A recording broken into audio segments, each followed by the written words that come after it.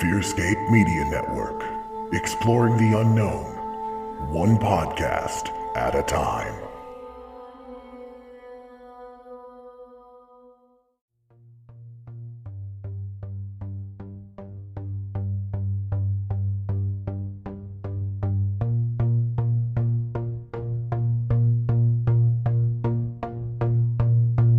There are phenomena that exist all around us.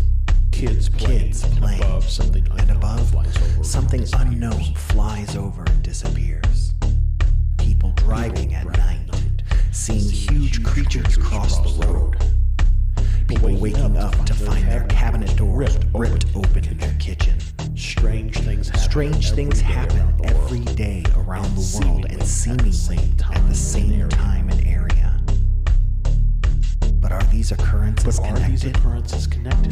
This is what we are here to explore and are trying to understand. Join us on our journey to uncover what we call the Convergence Enigma. Every week on the Fearscape Media Network.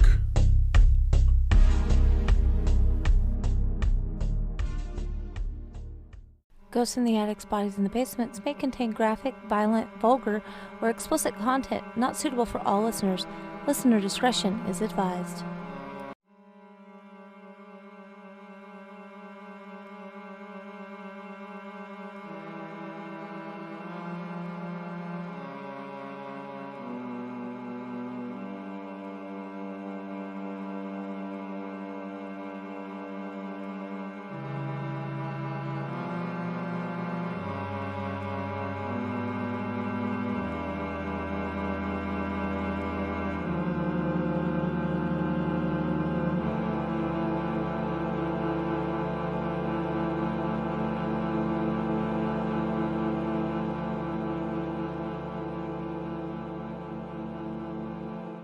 Welcome back to Ghosts in the Attics, Bodies in the Basement. It's Lindsay, and we have arrived, friends. We are finally at the weekend of Halloween.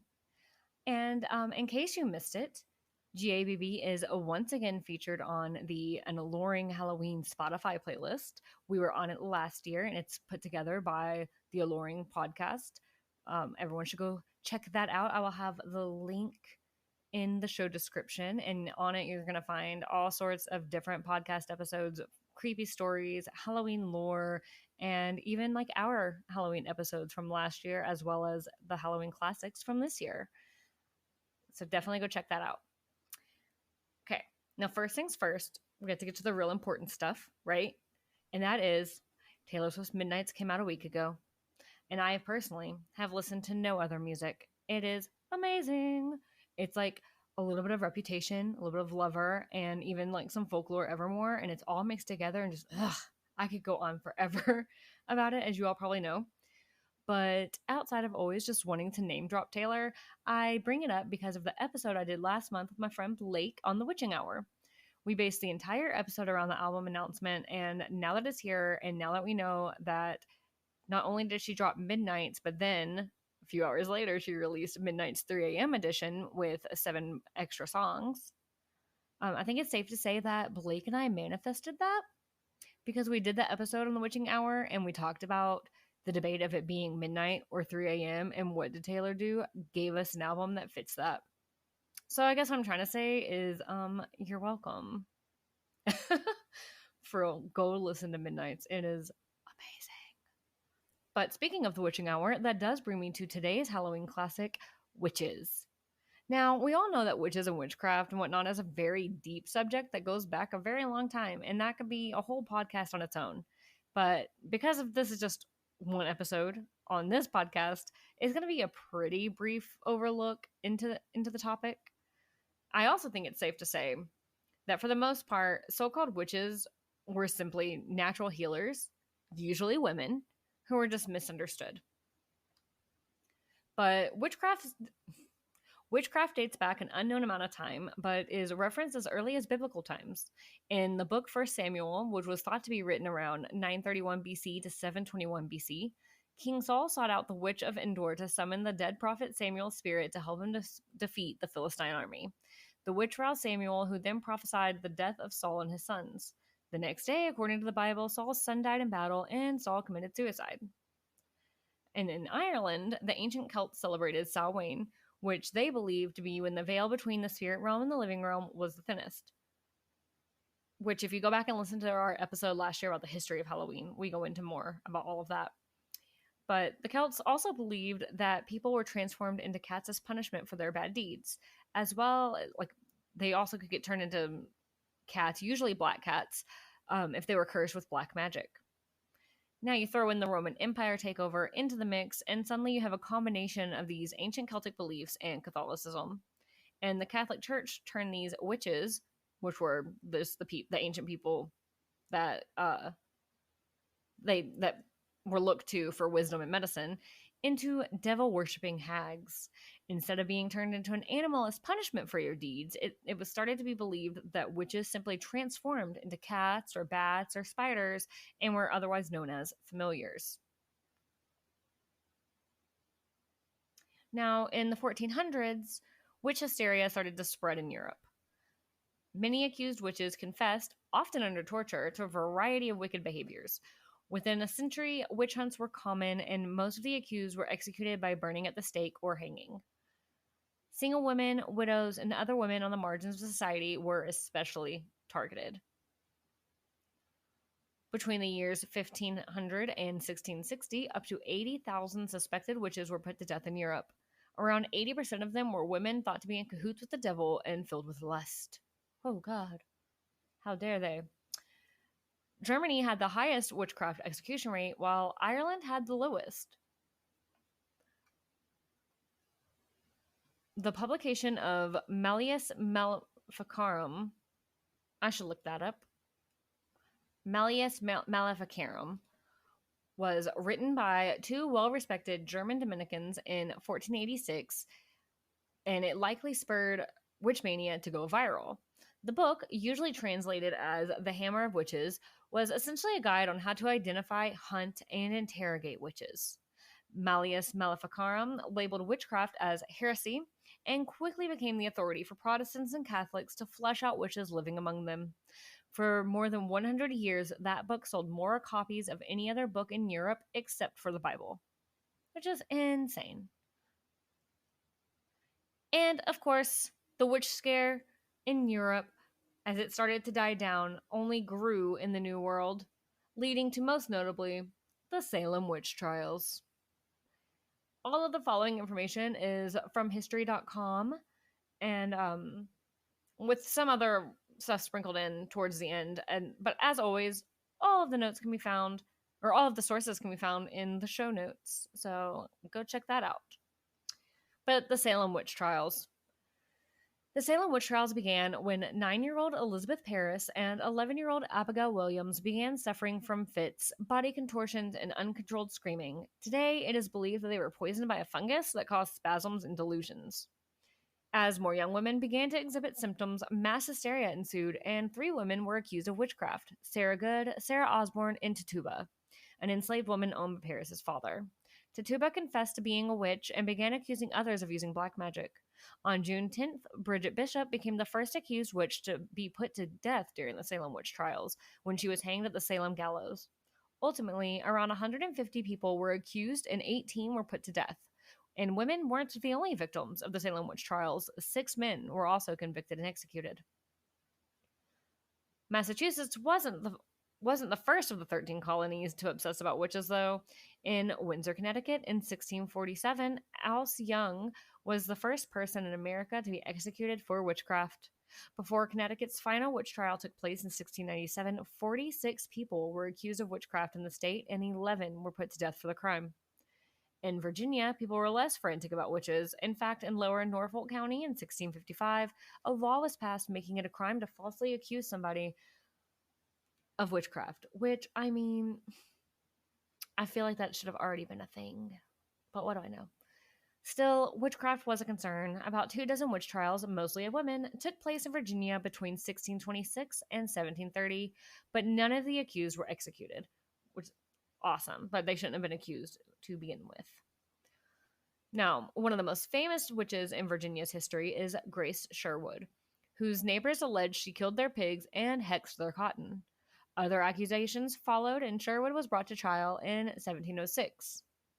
Now, this next part might sound a little bit familiar because I feel like it's something that's brought up a lot.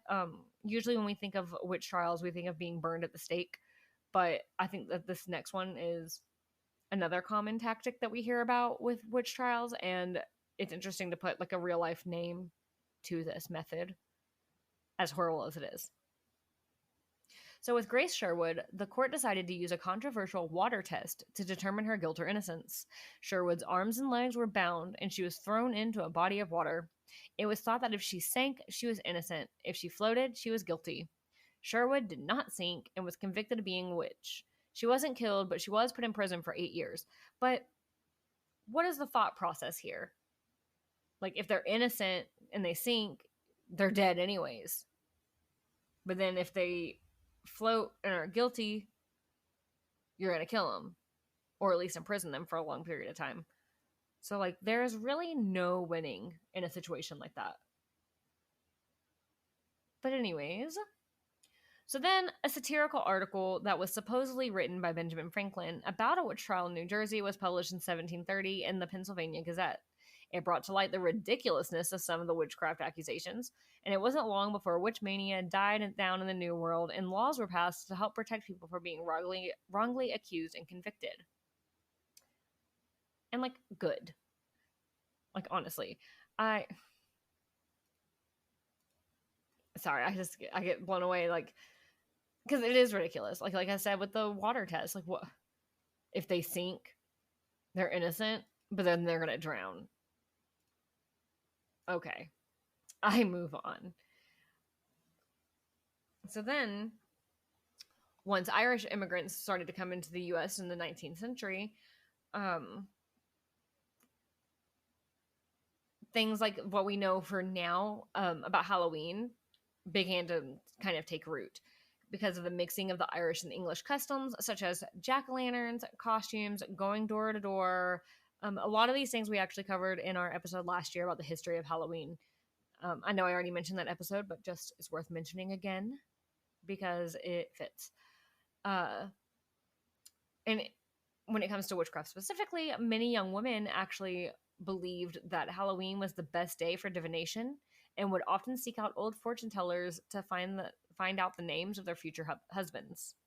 And this mashup of traditions and beliefs across millennia led to witches becoming a symbol of a holiday celebrating the macabre, aka Halloween.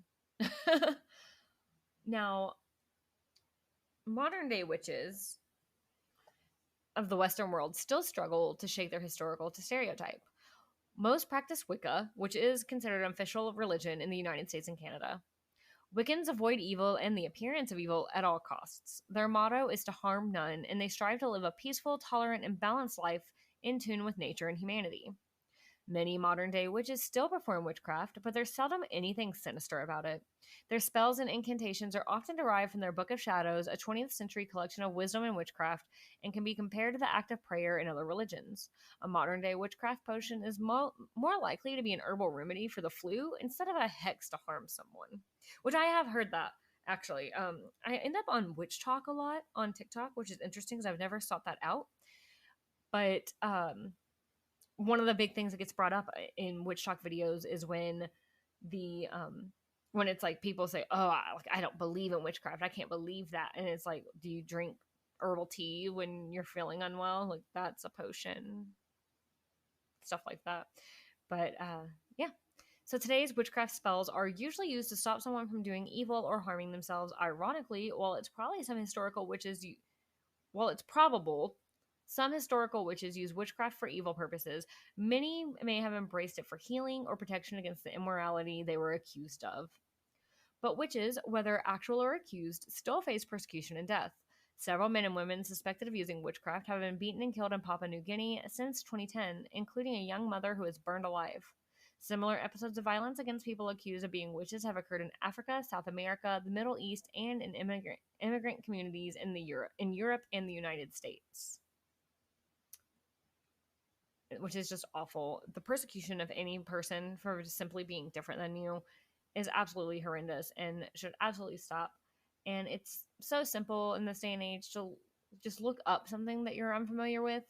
I know that's not the case for a lot of places, I guess. I understand that was maybe like a more privileged viewpoint, but yeah, don't try to kill people just because they're different and believe differently than you. I feel like that shouldn't be stated in the year 2022, but here we are. And so that is a very condensed history of witches and how they became associated with Halloween. But one other thing I wanted to touch on, though, is what about witches riding brooms?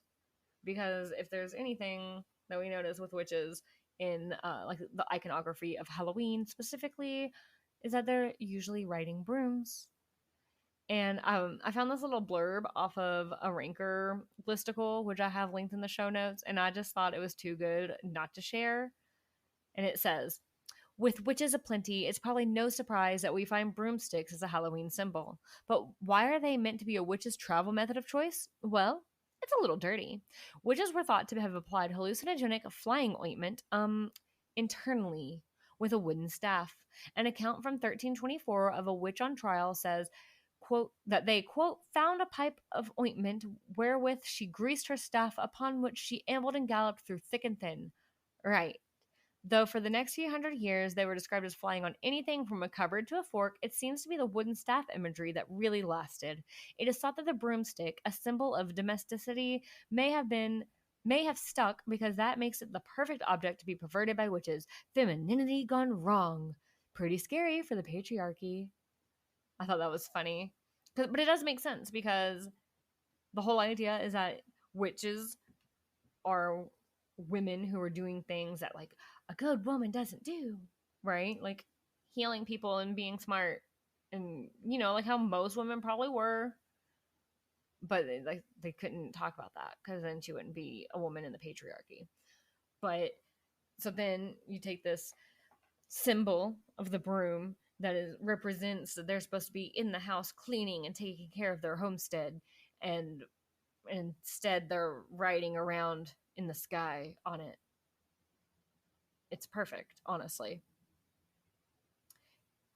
And because I can't seem to ever go without mentioning Robin Peterman books lately, I did want to just talk about, or give a book recommendation, I guess I should say, because speaking of witches, and that would be the wonderful book series that first introduced me to Robin Peterman when Anna told me about it. And they are called, let me look this up really fast. The book series is the My So-Called Mystical Midlife series, and I'll just read you the description because it's an amazing book series. It says, and it has to do with witches. It's all relevant, I swear. The summary is, midlife is full of surprises. Not all of them are working for me. At 42, I've had my share of up and downs. Relatively normal, except when the definition of normal changes drastically. New York Times bestselling romance author? Check. Amazing besties? Check. Lovely home? Check. Pet cat named Thick Stella who wants to kill me? Check. Wacky tobacco dealing aunt? Check. Cheating husband banging the weather girl on our kitchen table? Check. Nasty divorce? Oh yes. Characters from my novels coming to life? Yes. Crazy? Possibly.